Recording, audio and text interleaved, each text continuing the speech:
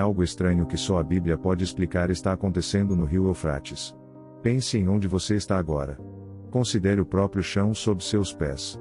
Agora mergulhe mais fundo em sua mente e pense sobre o que está no núcleo desta terra que chamamos de lar. Veja, a Bíblia, a própria palavra de Deus, nos dá dicas. Ele nos dá vislumbres de acontecimentos misteriosos no centro da terra. Agora, deixe-me dizer a vocês, nem tudo é sol e arco-íris lá embaixo. Não, senhor. Há coisas estranhas, sim, muito estranhas que o bom livro diz sobre a barriga deste mundo. Nas páginas do livro do Apocalipse, o apóstolo João fala sobre um poço sem fundo. As imagens, meus amigos, são assombrosas. É como se houvesse todo um reino, um vazio cavernoso logo abaixo de nossos pés. Onde as coisas do mundo espiritual estão confinadas, há seres espirituais, exércitos demoníacos presos no poço sem fundo. Estes são seres demoníacos amarrados em correntes, esperando por um momento que a Escritura prediz o tempo em que os limites que Deus estabeleceu, que então o véu entre o nosso mundo e o deles, serão rasgados. E quando isso acontecer, ó queridos, essas entidades demoníacas, uma vez confinadas, inundarão nosso mundo. Eles serão soltos, sem restrições. Há um enorme problema com muitas pregações modernas. Muitos pastores querem fazer tudo preto e branco e cortar e secar, por isso evitam grandes temas como esses. Alguns ministros até pregam contra o fato de que existe um mundo espiritual real. Mas, povo de Deus, há um mundo espiritual real muito maior do que você e eu poderíamos imaginar. Um mundo espiritual real com seres muito maiores e mais inteligentes do que você e eu. Dentro desse universo em que você vive, há forças em jogo muito além de você e eu. Ora, esse reino espiritual é vasto, incompreensivelmente vasto, povoado de seres que possuem sabedoria e poder que fariam os mais poderosos entre nós parecerem fracos. Você consegue compreender a vastidão do nosso universo? Você consegue entender sua profundidade? Amigos, nosso tempo nesta terra é apenas um piscar de olhos, um momento fugaz que a maioria de nós mal tocará. 100 anos nesta terra. O que são 100 anos? Na linha do tempo da eternidade? Considere o seguinte: exploramos menos de 5% de nossos próprios oceanos. Menos de 5%? Sim, você ouviu corretamente. Menos de 5%. O vasto e profundo mar azul de nosso planeta continua sendo um mistério. E quando você olhar para o céu, reflita sobre isso. A humanidade só pôs os pés na Terra e em nossa Lua. Isso não é nem mesmo uma fração da vasta extensão do espaço. Somente a Terra e a Lua foram visitadas por humanos. Portanto, menos de 0,1% do espaço foi explorado. Se sabemos tão pouco sobre nosso mundo físico, quão mais misterioso é o reino espiritual? Um reino que transcende nossa realidade tangível. Há coisas nas Escrituras, coisas profundas, coisas que nos fazem coçar a cabeça, especialmente quando se fala das profundezas da terra. Podemos pensar que atingimos o ápice do entendimento, mas, amigos, estamos apenas arranhando a superfície. Somos como crianças pequenas tentando entender a mecânica de um motor a jato.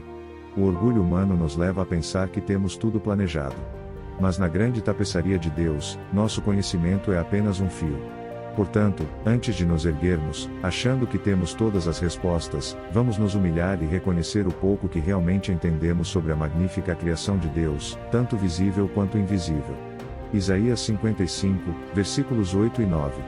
Porque os meus pensamentos não são os vossos pensamentos, nem os vossos caminhos os meus caminhos, diz o Senhor.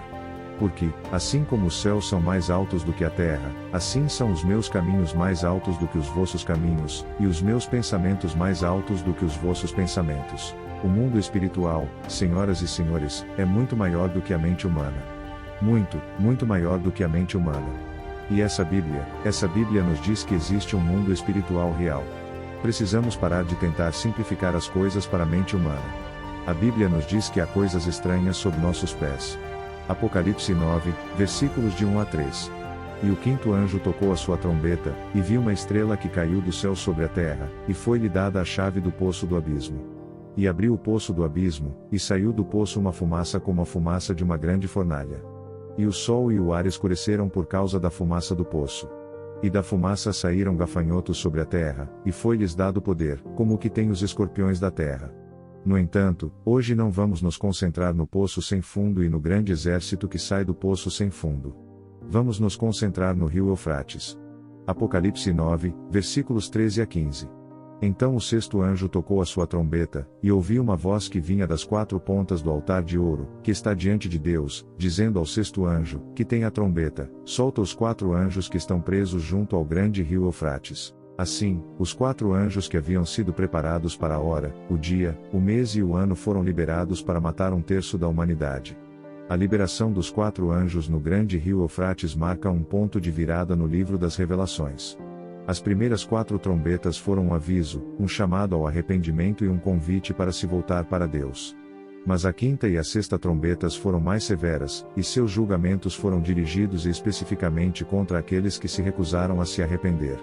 No primeiro ai, a humanidade não é morta, mas sim atormentada por gafanhotos demoníacos e seu líder, Apolion, o Destruidor. Ninguém morre durante esse período. No entanto, durante o segundo ai, um poderoso exército é liberado para matar um terço da humanidade.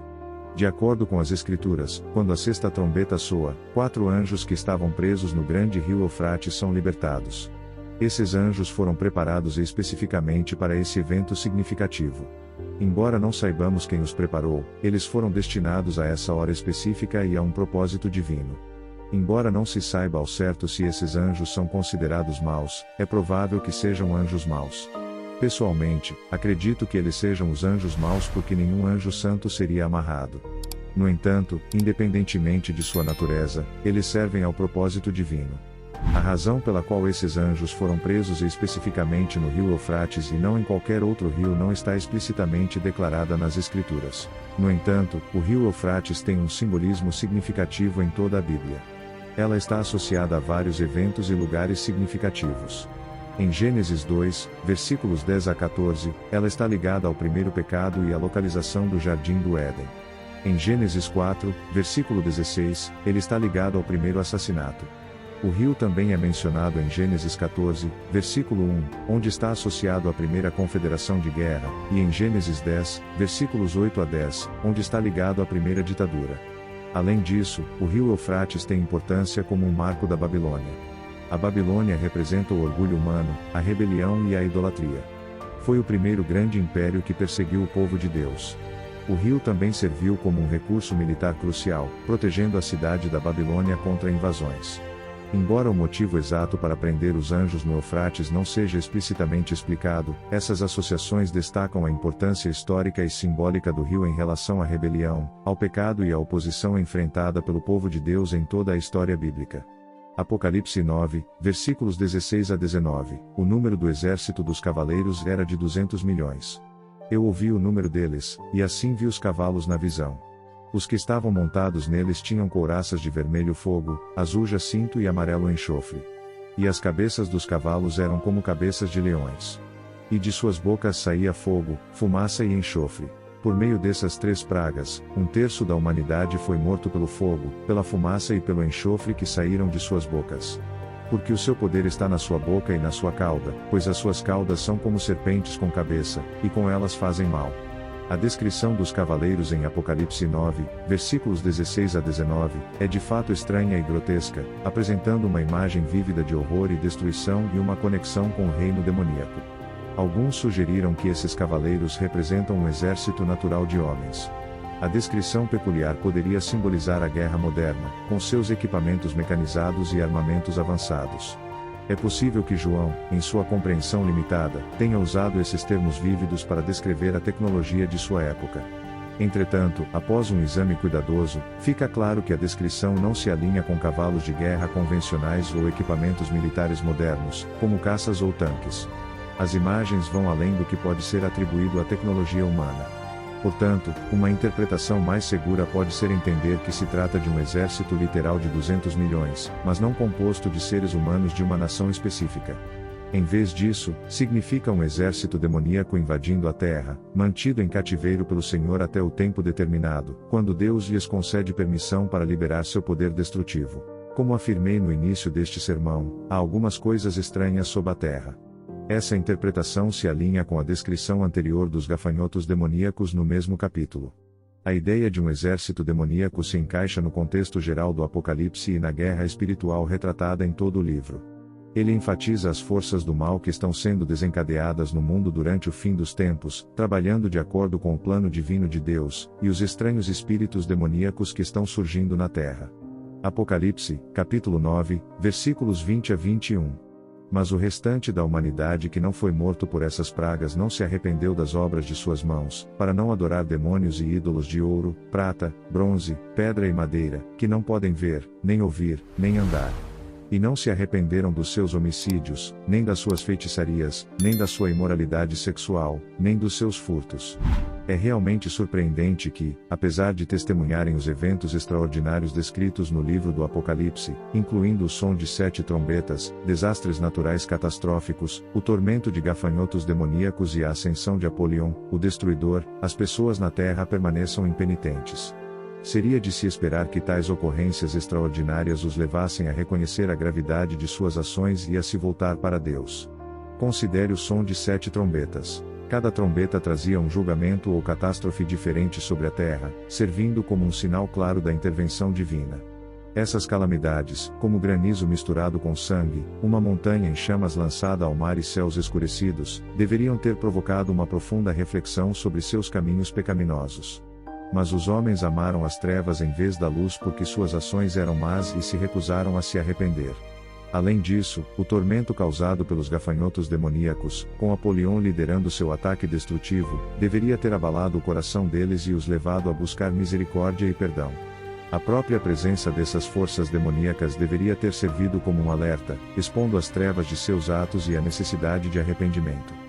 Mas os homens amaram as trevas em vez da luz, porque suas ações eram más e eles se recusaram a se arrepender. No entanto, apesar de todos esses eventos surpreendentes e julgamentos divinos, o povo persiste obstinadamente em seus caminhos pecaminosos. Isso revela a profundidade de sua condição espiritual e a dureza de seu coração. Mesmo quando confrontados com o julgamento justo de Deus, eles permanecem inflexíveis, apegando-se a seus estilos de vida pecaminosos. No livro do Apocalipse, há uma descrição impressionante de pessoas que preferem buscar a morte a se arrepender. Em Apocalipse, capítulo 6, versículo 16, está escrito que eles reconheceram o julgamento de Deus que se desenrolava diante de seus olhos. Eles estavam cientes da magnitude de seu poder e autoridade a ponto de desejarem que as montanhas caíssem sobre eles, buscando escapar da iminência. Esse retrato revela a profundidade de sua dureza de coração e rebelião obstinada. Apesar de testemunharem a verdade inegável da existência de Deus e de seu julgamento justo, eles escolheram resistir ao arrependimento. Isso destaca a trágica realidade dos indivíduos que, diante da misericórdia de Deus e do chamado à transformação, se apegam obstinadamente a seus caminhos pecaminosos. Sem vontade de abandonar sua iniquidade, serve como um lembrete da importância de um coração abrandado e da disposição de se submeter humildemente a Deus, reconhecendo nossa necessidade de seu perdão e salvação. Essa teimosia demonstra o estado decaído da humanidade. Ela mostra como o pecado pode estar profundamente arraigado, cegando os indivíduos para a realidade de sua necessidade de salvação e impedindo-os de abraçar a misericórdia de Deus. É um reflexo trágico da tendência humana de resistir à graça divina. Mesmo diante de evidências esmagadoras, no entanto, é fundamental lembrar que o desejo final de Deus é que todas as pessoas se arrependam e experimentem seu amor redentor. Os eventos que se desenrolam no Apocalipse servem como avisos e oportunidades para que as pessoas se afastem de seus pecados e aceitem o perdão de Deus. Embora a resposta das pessoas possa ser desanimadora, ela ressalta a importância de compartilhar persistentemente a mensagem de salvação e interceder por aqueles que ainda estão perdidos em seus caminhos sem arrependimento. Em Apocalipse, capítulo 9, versículos 20 a 21, testemunhamos uma verdade preocupante: as pessoas estarão adorando demônios. É um pensamento que pode parecer difícil de entender, mas se refletirmos honestamente sobre a situação do nosso mundo hoje, podemos ver vislumbres dessa realidade já se desenrolando em nossa sociedade atual. Está se tornando cada vez mais comum a celebração e a aceitação de Satanás e de suas influências. Os enganos e as mentiras espalhados pelo inimigo estão se infiltrando sutilmente em vários aspectos de nossa vida. Muitas vezes, mascarados como ideologias normais ou até mesmo progressistas. Os valores e princípios enraizados na verdade de Deus estão sendo desafiados e substituídos por uma bússola moral distorcida. A mídia, a indústria do entretenimento e a cultura popular muitas vezes glorificam comportamentos e crenças que contradizem diretamente os ensinamentos de Deus. O que antes era considerado imoral ou pecaminoso agora é celebrado e aplaudido. Satanás desfila por aí, às vezes sob o pretexto de liberdade ou expressão pessoal, incentivando as pessoas a se entregarem a atividades que são contrárias ao projeto de Deus para nossas vidas. A adoração de demônios mencionada em Apocalipse nos lembra da batalha espiritual que temos pela frente. Satanás procura enganar e afastar as pessoas da verdade de Deus, induzindo-as a adorar qualquer coisa que não seja o único Deus verdadeiro.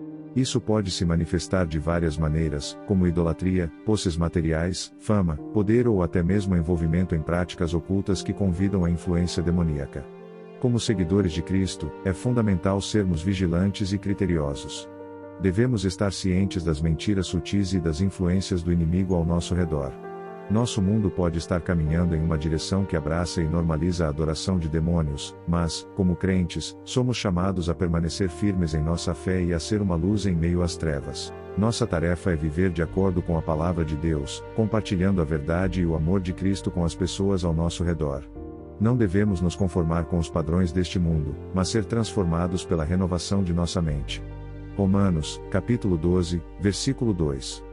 Por meio da oração, do estudo das Escrituras e da confiança no Espírito Santo, podemos navegar por esses tempos desafiadores e ser um farol de esperança em um mundo que precisa desesperadamente da graça redentora de Jesus. Lembremo-nos de que o poder de Deus é maior do que qualquer força das trevas e, se permanecermos firmes nele, poderemos resistir às tentações e aos enganos de Satanás. Ao fazer isso, podemos ser um testemunho de seu amor e verdade, brilhando uma luz que expõe o vazio da adoração de qualquer coisa que não seja o único Deus verdadeiro. Se você gostou do conteúdo, não se esqueça de se inscrever em nosso canal, ative o sininho para receber todas as notificações, deixe o seu like e compartilhe esse vídeo para que o nosso trabalho alcance ainda mais pessoas. Desde já, muito obrigado e que Deus abençoe a todos.